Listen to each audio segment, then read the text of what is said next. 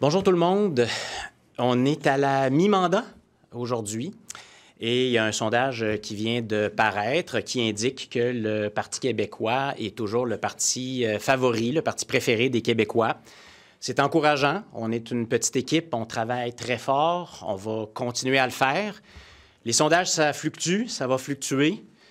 C'est pas ce qui guide notre action au quotidien, mais comme on le disait, c'est encourageant.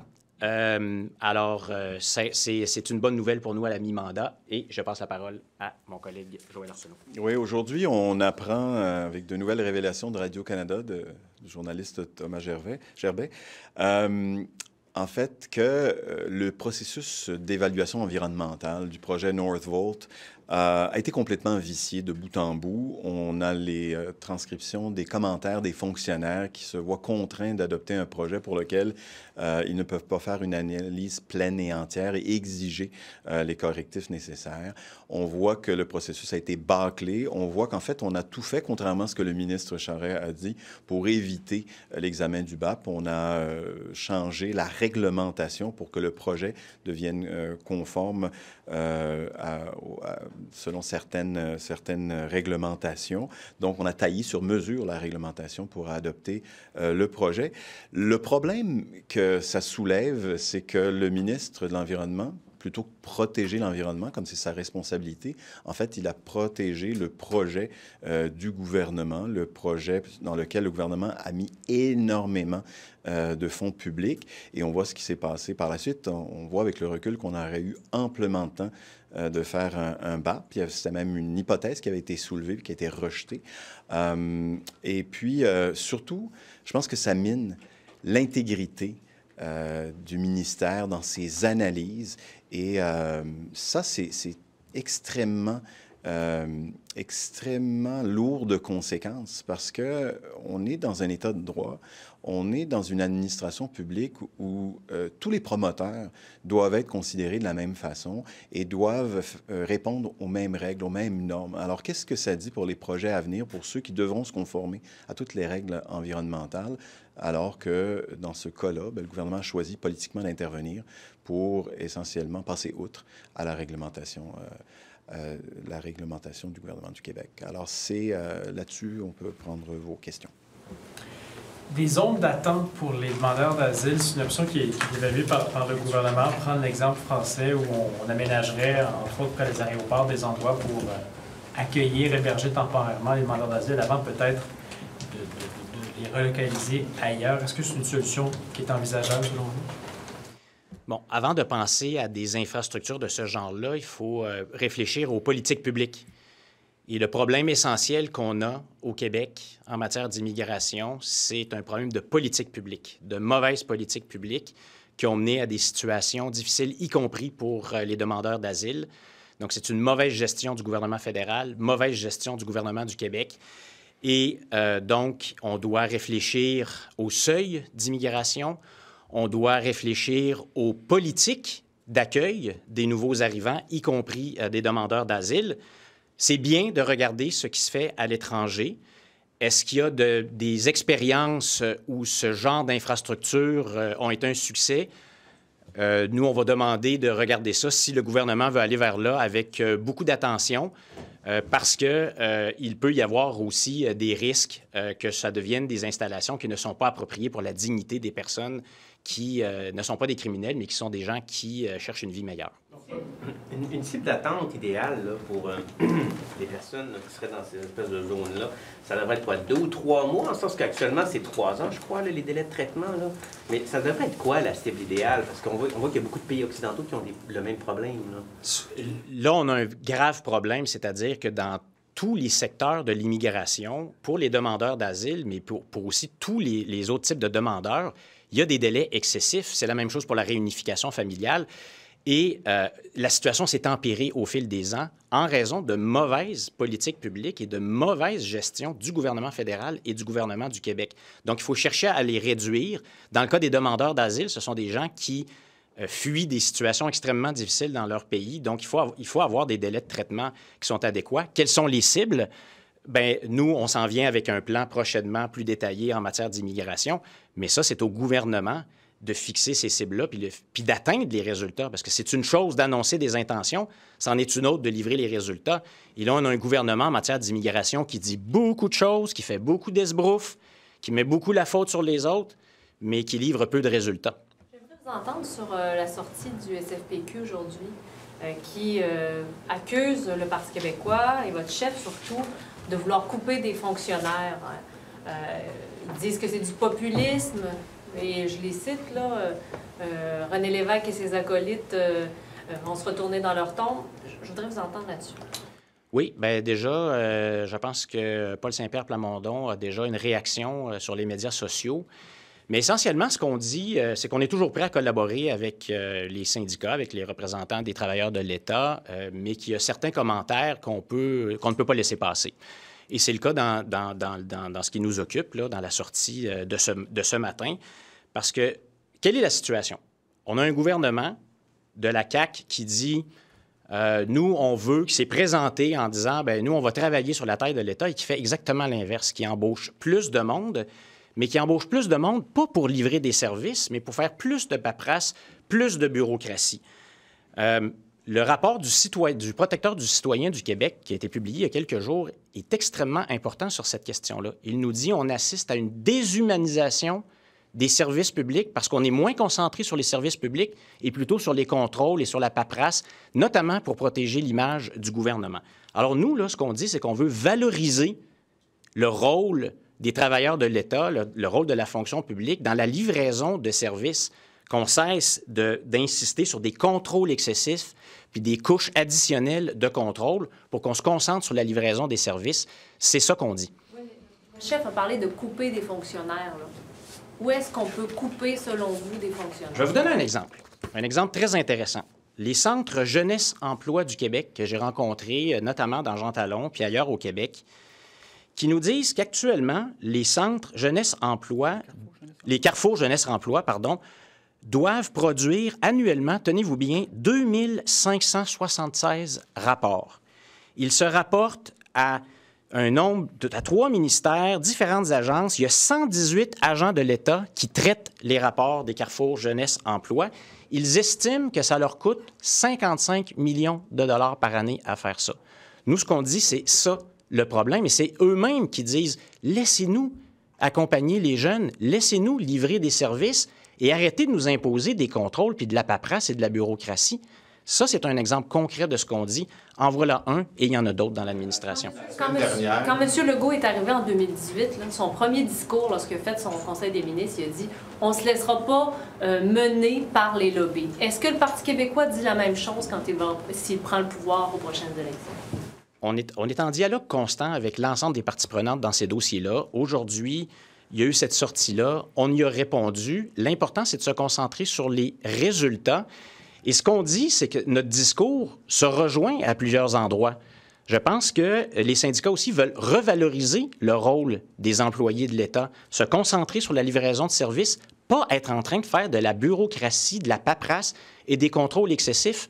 Alors, on se rejoint sur ce discours-là. La semaine dernière, c'était dans le cadre d'une motion qu'il y avait le syndicat des employés des traversiers qui dénonçait la position du Parti québécois. Là, on a le CFP. C'est quoi les liens du Parti québécois avec les syndicats aujourd'hui? On se parle régulièrement et notre motion, d'abord, se place dans un contexte où le Parti québécois, là, historiquement, on est avec les travailleurs, on appuie ce mouvement-là. Dans ce cas-ci, Pascal Bérubé a été vu plusieurs fois avec les travailleurs du traversier. On s'est parlé et je pense que la motion exprime une volonté populaire presque unanime dans la région, dans le bas du fleuve, et aussi en Côte-Nord, de dire c'est un service important et l'idée de conduire 8 à 10 heures pour aller de Matane à Bécomo, ce n'est pas possible. Et c'est exactement ce qu'on a exprimé dans la motion. Vous évitez d'utiliser le terme syndical, vous parlez de travailleurs. Mais la question, c'est quelle est votre proximité avec les syndicats? Jadis, le Parti québécois était quand même assez proche des syndicats. Bien, on l'est toujours. On parle à toutes les parties prenantes. C'est notre façon de faire la politique. On parle aussi avec les gens de l'industrie, les représentants du patronat. Mais oui, on parle avec les syndicats de manière régulière. On collabore sur plusieurs dossiers. On collabore lorsqu'on étudie des projets de loi à l'Assemblée nationale qui touchent les travailleurs. Donc oui, on parle aux syndicats et oui, nos relations restent bonnes. Comment on explique dans ce cas-là, dans les dernières semaines, il y a 2 syndicats qui soient sortis contre votre position si vous êtes encore les alliés des syndicats? Bien, il y a parfois des sorties qui nécessitent qu'on se parle ou on a des façons, une approche différente de certaines dynamiques. Dans ce cas-ci, aujourd'hui, regardez le dialogue entre la SFPQ et ce que Paul Saint-Pierre Plamondon a écrit ce matin, ce que je viens de résumer. On se rejoint, en fait, sur beaucoup de choses. Barbara Risky, c'est une perte pour l'Assemblée nationale, le fait qu'elle ne revienne pas en 2026? Bien, j'ai écrit ce matin là-dessus, j'ai gazouillé en réponse à l'annonce de Marois Risky. C'est une décision qu'elle prend pour des motifs personnels. C'est une parlementaire redoutable. C'est une collègue très agréable. C'est ce que j'ai écrit et je le pense. Ce que les Québécois veulent, c'est des représentants de qualité à l'Assemblée nationale. C'est ce qu'est Marois Risky. Donc, en 2026, elle va nous manquer, de fait, mais elle l'indique bien dans sa communication. Elle reste là jusqu'à 2026. Alors, ce n'est pas un au revoir qu'on lui dit aujourd'hui, c'est un à tantôt. Et elle va continuer à être active. Qu'est-ce que ça dit, justement, sur ce défi-là de conjuguer la vie professionnelle et familiale pour les élus? Chaque cas est unique. La situation de Marois Risky et de Greg Kelly, qui sont tous deux des collègues ici à l'Assemblée nationale, est unique. Marois Risky nous a parlé de ses choix aujourd'hui. À la fin de son mandat, elle aura fait 8 ans de service public à l'Assemblée nationale. Je pense qu'elle va avoir été un exemple extraordinaire, non seulement pour les femmes, mais pour tout le monde au Québec. Moi, comme père de 2 jeunes enfants, c'est sûr que je m'identifie beaucoup à une grande partie de son message aujourd'hui, donc j'ai beaucoup d'empathie pour ce qu'elle dit. Maintenant, je le redis, chaque situation aussi est unique et elle nous a parlé aujourd'hui de sa situation. Quel type de sacrifice, justement, on s'expose quand on est jeune parent politique? Oui, je vais laisser Pascal répondre à ça. J'ai déjà eu des enfants, ils sont plus vieux aujourd'hui, mais je voulais juste ajouter mon grain de sel pour mentionner toute l'affection et tout le respect que j'ai pour Marois Risky, non seulement pour le travail qu'elle fait de façon intense et évidemment très investie, très engagée, mais également qu'elle nous annonce aujourd'hui, à mi-mandat, qu'elle finira son mandat et qu'après coup, elle s'occupera de sa famille à temps plein.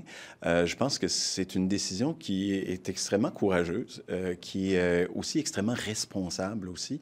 Alors, je veux exprimer qu'effectivement, on va la regretter, tout parti confondu, parce qu'elle contribuait, et elle contribue encore, et va continuer de contribuer pour les 2 prochaines années à faire en sorte qu'on fasse un meilleur travail collectivement.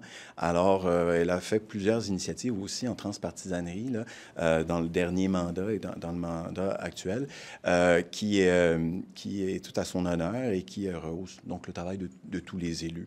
Je voulais aussi mentionner, en réponse à la question que vous avez posée, parce que je siège au BAN, au bureau de l'Assemblée nationale, comme observateur, qu'il y a eu des progrès au cours de la dernière législature concernant, par exemple, les heures où on siège. Vous vous souviendrez qu'on ne siège plus la nuit, là. Ça vaut pour les hommes comme pour les femmes, mais il n'y a toujours pas de congés parentaux. Mais il y a eu des collègues qui ont justement eu des enfants, qui ont pris des congés. Ça fait débat et on n'a pas encore, de ce côté-là, agi malheureusement. Par ailleurs, on ne siège plus en soirée le mardi ou le mercredi soir, ou presque, là, on arrête en début de soirée.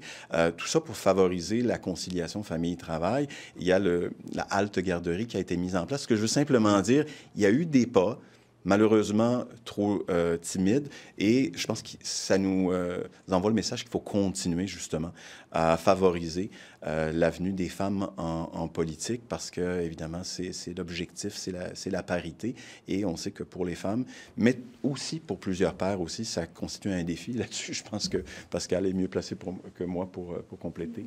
Sur les congés parentaux, ça fait des années qu'on parle de ça, là. Vraiment plusieurs années. Comment vous expliquez que ça n'a pas avancé plus que ça?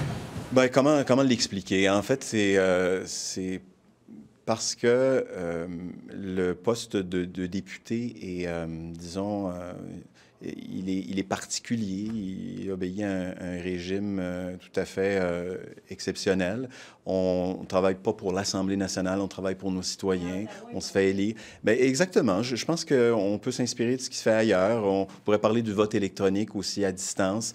Je déplore, moi aussi, qu'on n'aille pas aussi rapidement qu'on le pourrait, mais je pense que la sortie de Marois aujourd'hui, qui ne blâme pas d'aucune façon l'Assemblée nationale pour pas avoir amélioré les conditions, je pense qu'elle parle de sa situation personnelle avec toute intégrité et toute sincérité, mais pour moi, comme membre de l'Assemblée nationale, je pense que c'est un signal comme quoi il faut mettre les bouchées doubles pour améliorer les choses parce que l'élection 2026, elle s'en vient vite et il faudra convaincre davantage de femmes de joindre à nous. Puisque vous en parlez tout à l'heure, on a vu donc, on sait que c'est judiciarisé. Oui. Est-ce qu'il n'y aurait pas matière de votre côté, par contre, à demander est-ce qu'il y a une enquête sur ce qui se passe actuellement au ministère de l'Environnement? Parce que là, si on se fie à ce qu'on peut lire dans les échanges entre les fonctionnaires, il y a apparence d'ingérence politique dans des processus actuellement. Et là, c'est bien beau là, que ça se passe en cours, mais l'Assemblée nationale a aussi des leviers, peut mandater des gens. Qu'est-ce qui se passe au ministère de l'Environnement? Bien, exactement. Le risque qu'on court, c'est justement une politisation ou une ingérence politique dans les affaires du ministère de l'Environnement et que les gens qui sont justement interrogés sur la question disent, bon, on ne peut pas commenter parce que c'est judiciarisé. Ça, c'est le scénario prévisible. Mais je vous rappellerai qu'à 2 reprises, deux fois plutôt qu'une, j'ai fait appel à la vérificatrice générale pour justement qu'elle mène une enquête sur la façon dont le dossier Northvolt a été géré et de quelle façon on a pu justement adapter les règles au projet de l'entreprise et comment l'opinion et les analyses des fonctionnaires ont pu être affectés par des intentions politiques faites de façon directe ou indirecte, à une certaine pression politique. On l'a vu encore aujourd'hui dans les commentaires, c'est que ce projet ne peut pas être refusé. Il faut essayer de limiter les dégâts, je paraphrase ce qui a été dit, puis aller chercher le plus d'argent possible en compensation. Alors, la réponse à votre question, c'est moi ce que je souhaite, puis on ne peut pas exiger de la vérificatrice générale qu'elle se penche là-dessus, mais les représentations ont été faites et j'espère qu'elle aura la bonne idée d'aller de l'avant avec ça. S'il y a d'autres instances qui peuvent le faire, bravo. On va prendre une dernière question. Non, c'est bon, parfait. Merci. Monsieur Paradis, vous en quelque chose enfants?